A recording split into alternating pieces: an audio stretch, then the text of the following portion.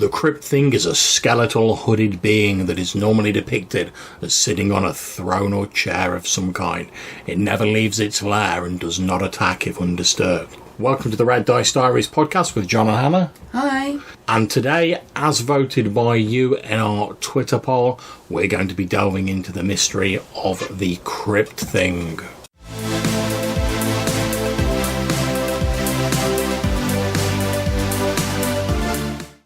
Okay, so in the Fiend Folio for AD&D 1st edition, the Crypt Thing is a solitary undead, always encountered wearing a brown robe. It never leaves its throne or lair, and in terms of raw power, although it's not a pushover, it's not exactly going to be throwing down with high-level heroes. The main strength of the Crypt Thing is it has an unfailing ability to cast an improved form of teleportation on those who would seek to do it harm. Those targeted have to make a save, and if they fail, they're teleported to a random place in the dungeon, as determined by a D percentile table. The table in Fiend Folio reads as follows, so it's 1 to 20, you go 100 to 1,000 foot north, 21 to 40, same distance but south, 41 to 60, same distance but east, 61 to 80, same distance but west, 81 to 90, you go a dungeon level up, 91 to 100, you go a dungeon level down. Each person is teleported to a random place individually, instantly splitting up the party, and presumably the Crypt Thing relies on that fact to ensure that they sort of fall prey individually to foes they might have defeated as a group in the dungeon. Anyone who succeeds on their save can attack the Crypt Thing, but will need magical weapons to do so. The Fiend Folio also describes an aberrant Crypt Thing which, rather than teleporting people, paralyses them and turns them invisible, no doubt leaving their foes thinking that their companions have been disintegrated, or something along those lines. The Crypt Thing doesn't attack these people, but seems to derive pleasure from sowing discord and confusion amongst its foes. Now, love, you've got the AD&D 2nd Ed Monster Manual there, so what does it say about the Crypt Thing in that? Again, it has the teleportation power. The actual description is fairly similar. Yeah. We've got the teleportation power, but not the paralysis and turning invisible thing. They can only be hit by magical weapons. Yeah. We've also got this sidebar, which I thought was quite interesting, it being in 2nd Ed and it definitely not being in the later editions. Yeah. Which says that the spell enables the caster to cause a single dead body to animate and assume the status of a Crypt Thing. The necromancy element out and proud in the 80s D&D. Yeah, I mean, obviously in the first one its sort of origins are left to a mystery, but specifically here in AD&D it tells you that there's two types of Crypt Things. There's one which is ancestral, which sort of occurs naturally, and the other, as you said, love, created by a wizard or a cleric of at least 14th level, and they've got a little box out with that spell in that you're talking about.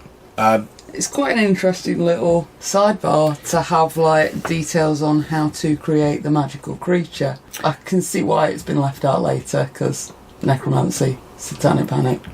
Anyway. Yeah, I'm just going to say, one of the things I like about the ecology is it also says that like the powdered like bone marrow of the Crypt Thing can be used to create lots of different magic items like potions of undead control, pipes of haunting and stuff like that. Yeah, this is another thing that you see a lot in the 2nd Ed book, and I think it was mostly just filler in the 2nd Ed book.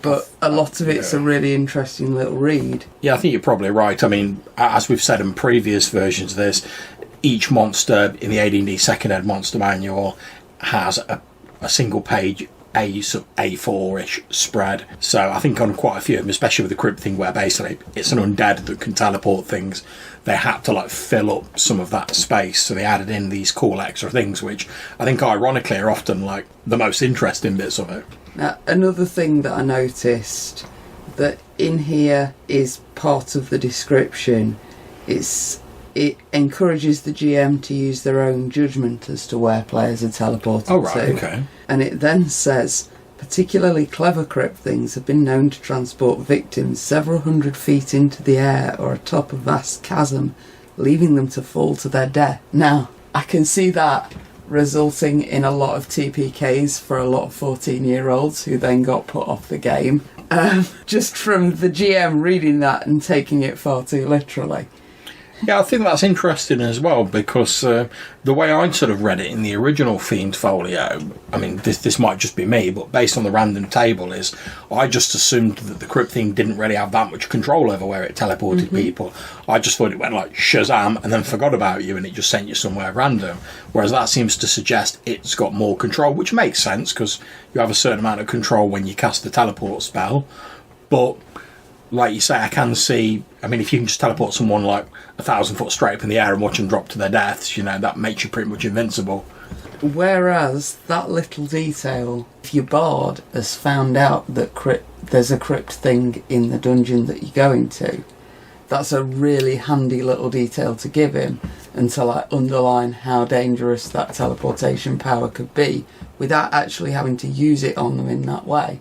I'll tell you one thing that I think would be quite cool as well, ways you could perhaps encounter them sort of like indirectly, is I quite like the idea of like you just sort of like sat in a village like nearby a dungeon or that's like on top of a dungeon or whatever, and all of a sudden like this other adventurer just like randomly like drops out of the air like into the middle of like your camp, or like you're eating your provisions or whatever around your campfire, or maybe you're buying something at like the village market and all of a sudden this adventurer's like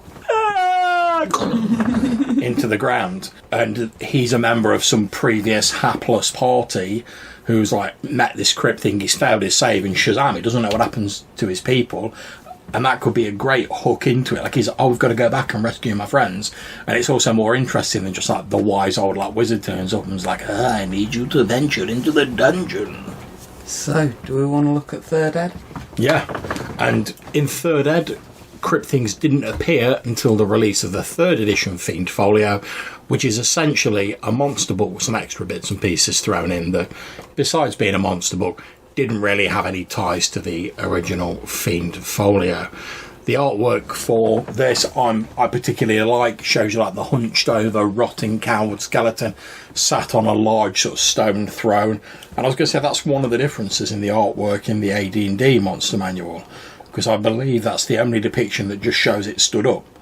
In all the other depictions I've seen anywhere, it's always been sat down, and even the miniatures of the Crypt thing have it sat on like a sort of stone chair or like a throne or something similar.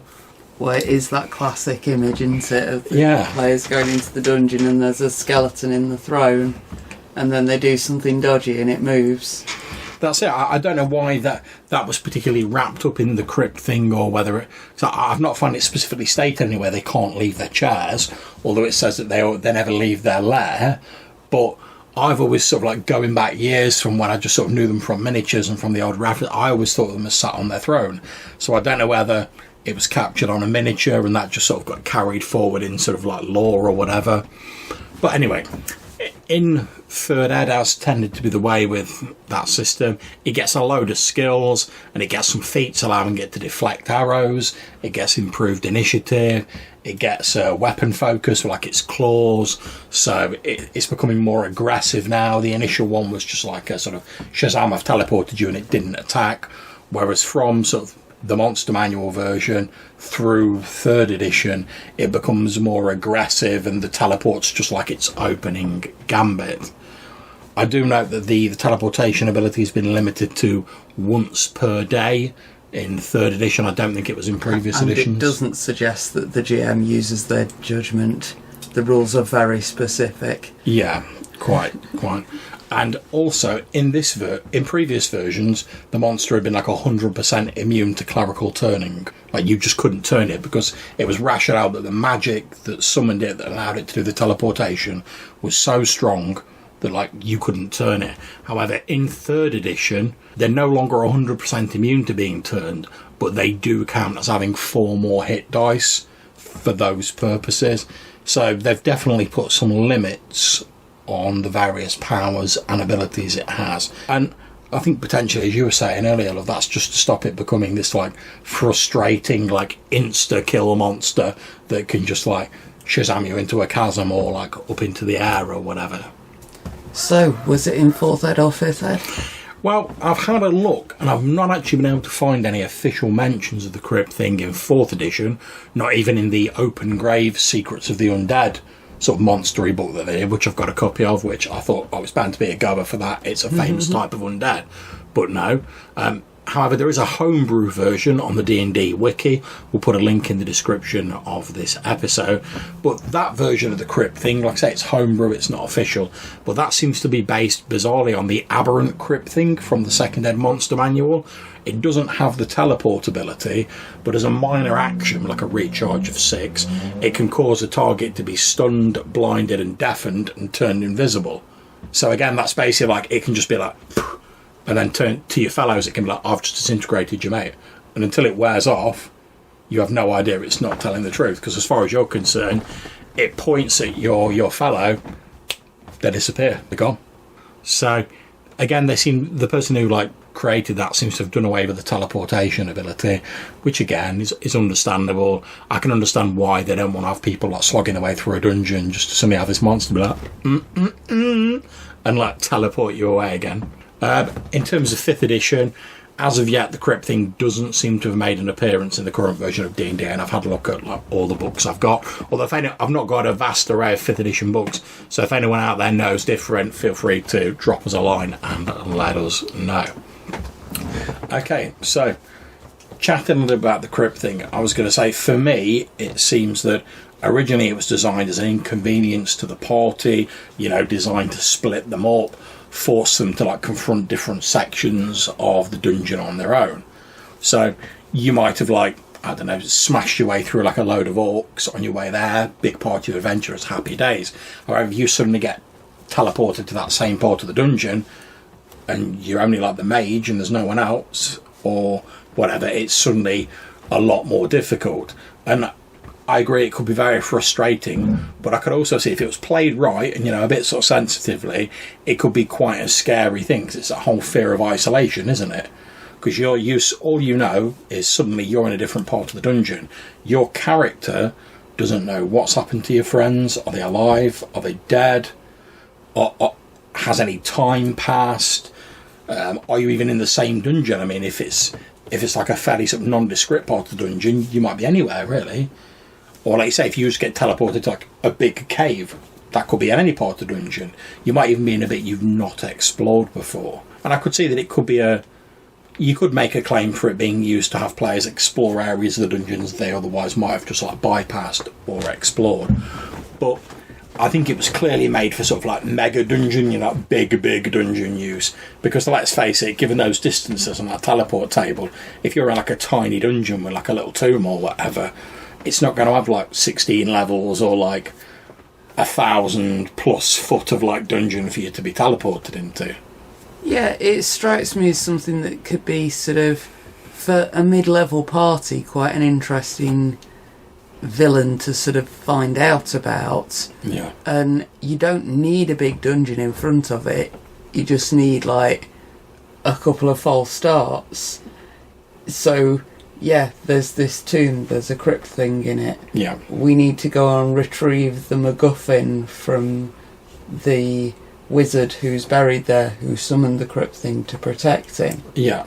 And you've got to go and find out, how can we, please the protector of this tomb or otherwise overcome it in order to retrieve the MacGuffin, while bypassing this teleport ability, because every time you get near, it just zaps you back out of the dungeon and you're stuck in the village again.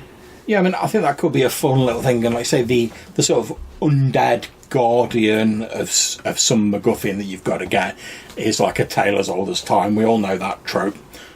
But I think with the Crypt thing, you could potentially, ironically, give it some new life. Because it's not a monster you're going to use every day, because I think if you used it more than a few times, it would just get annoying. Can you imagine if you had a game and you defeated your Crypt thing, you went to the next dungeon and there was another Crypt thing and you're all getting teleported everywhere again? I think that would start to get very annoying unless you're playing a game where you were deliberately playing it for laughs. But I could see sort of used sparingly every now and again. Like I say, it's a quirky sort of interesting like type of undead, because it doesn't have the standard powers of the undead. It's not going to level drain you. It's not going to like turn you into another crypt thing. It's not going to do anything of that. The only power it's really got is Shazam you somewhere different. So yeah, I think it could be interesting if sort of used sparingly. And I mean, we can see, looking at as they've sort of, I suppose, sort of limited it as they've gone on with various editions, I suspect that's due to people like using them in games and getting frustrated with being teleported everywhere, to the point where they've sort of said, oh, well, we'll make it like it can only do it once a day, or we'll make it a bit easier to pass the saves or something like that. But as you were saying, I could see that the way I would suggest using it is maybe sort of telegraph the fact there's a crypt thing there right from the start, like we were talking about earlier, the guy falling out of the sky into the village marketplace. So from the get, don't have it as a big surprise from the get-go. Just let them know there's a crypt thing there, because I think the annoyance factor would be, all right, we're going through a dungeon, we're coming up to the main boss, we're looking forward to a big fight, oh, I've been teleported. Whereas if the players sorry, go ahead. That's why I'm saying bypass that whole big dungeon bit, because honestly, how much of a dungeon is there going to be in front of you, crypt thing? Would you not put something like that front and centre to get rid of things like invading orcs? Yeah, quite possibly. It's a tomb guardian, and it's there to make sure that you don't need any other protection on your tomb. Why would you bother to then put your tomb like down at the bottom of a dirty cave? Well, like I say, I mean, I'd go for the idea of telegraphing the fact there's a crypt thing in there right from the very start. So then it becomes less of a sort of jump scare, like surprise as the crypt thing. And as you were suggesting earlier, it becomes more about, all right, we know there's a crypt thing in there. We know because this guy fell out of the sky and he was like, oh, I've been teleported. We know that's what's going to happen potentially when we meet it. Then it becomes more of a sort of, like a sort of, almost like a mystery where like you're, okay, right, so we know this thing's there. We know we need to get past it. We know at least a couple of its powers. Now we need to find out a way we can get around it. And that might just be the case of going like, oh, right, okay, if it's doing teleport, we'll probably get some sort of save or whatever. Can we get any magic items or anything that's going to like stack those saving throws in our favour? And you might just rush it with like brute force and be like, let's tog up on all the magic items, let's rush it. Hopefully enough of us will pass our saves that we can like give it 6 of the king's best or whatever. So you could do it like that, or you could look at like you were saying, other ways. Like, this thing's obviously intelligent because it's described in all of the editions of D&D as like doing these things to sow discord, and because it enjoys the sort of chaos it strews around, so it's not unintelligent, because otherwise it'd have no appreciation of that. So if it's intelligent, can it be reasoned with? Does it want anything? Could you maybe bribe it? Could you maybe find out exactly what it was set there to guard? Because if it was set there to like guard the remnants of like an ancient king, for example, maybe if you're like, oh, actually, all we want is that like tapestry on the wall, and we're prepared to give you this for it, maybe it'll let you pass. Or better still, if we get the magic MacGuffin, we can continue the legacy of the wizard that's guarded here. Yeah, exactly. And I mean, although it's obviously portrayed as like some form of intelligence, presumably it's bound to guard this place. It doesn't just get up and leave and forget about it. So presumably the spell that creates it sort of binds it to this duty, has like particular limits and particular sort of requirements. So like when you resurrect the skeleton or whatever and you're like, right, patrol this corridor, you give it clear orders. I imagine that when this thing is created, it's given like a clear mandate. You are here to guard this against intruders in this manner. So you could also portray like, how happy is the crypt thing with like just being stuck on this throne for like hundreds of years, like guarding the body of this king or whatever, because it's intelligent. Maybe it gets a bit bored after a few hundred years. Perhaps that's why it enjoys like teleporting people back and creating all this thing. Maybe it's just like, I've been sat down here, no one's come along for like 300 years. Away come these like chump adventurers who are like coming in to like steal this shiz in here. I'm going to amuse myself because I'm sorely wanting for amusement by teleporting them about all over the place or making them think they've disintegrated people. So perhaps if it craves amusement, and it obviously does as portrayed in the earlier editions, perhaps if you offer to provide it some alternate form of amusement in return for being allowed to go and get the MacGuffin or whatever you're after, maybe it'll agree to it. I mean, what if you said to it, like, oh, if you let us know, let's take this like minor little trinket, we'll arrange for like the next year, like every month, we'll send like some people down here, because we've cleared the dungeon out, we'll send some people down here and you can like teleport them about. If that's what you're into. Yeah, I mean, I'm not saying that's the thing that like a particularly sort of like good aligned in inverted commas like party would do, but that's just a random example. Perhaps it has all the wants and needs that you could pander to get your hands on that sweet MacGuffin afterwards. Okay, so that's been our episode about the Crypt thing. Thank you very much if you voted in the Twitter poll, and if you're listening to this, we hope you've enjoyed the episode. Until we see you next time, take care, stay safe, keep gaming. If you want to get in touch with us, you can leave a message for us using SpeakPipe. There'll be a link in the description below. Or you can send us an email to oddrpgpodcast@gmail.com. Take care, and we'll see you soon. Bye.